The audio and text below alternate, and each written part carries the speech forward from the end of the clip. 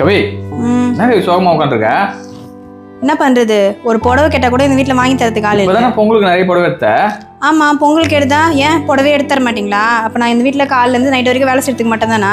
எனக்கு என்ன சேனா மட்டும் இவ்வளவு கஷ்டப்படுறீங்க? நான் என்ன 5000 10,000 கேட்டேன், 500 ரூபாய்க்கு ஒரு புடவை கேட்டேன். தாயே 500 ரூபாய்க்கு புடவை தானே கேட்டேன். பாப்பலாம். அப்ப போலாமா? தருவா. இப்படி ஏதாவது மனப்பாடம் பண்ணி பேசினா மட்டும்தான் வாங்கி தருவாரு. போலாங்க, ரெடி. பட்டுப்புடவை செக்ஷன் எங்க இருக்கு? உள்ள லெஃப்ட்ல இருக்கு மேம். Okay, thank you. ஏங்க இதுதான் பட்டுப்புடவை செக்ஷன். போலாமா? கவி 500 ரூபாய்க்கு கேட்டு 5000 ரூபாய்க்கு செலவு பண்ணுறீங்க.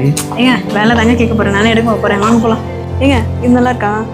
கவி 500 ரூபாய்க்கு தானே எடுக்கிறேண்ணே. 500 ரூபாய் தான். இப்போ என்ன, இப்போ நல்லா இருக்கா இல்லைன்னு மட்டும் சொல்லுங்க. சூப்பராக இருக்கு கவி. சூப்பராக இருக்குல்ல? ஏங்க அப்போல்லாம் இந்த மாம்பழ கலரில் தான் கட்டுவாங்க, நல்லா இருக்குல்ல?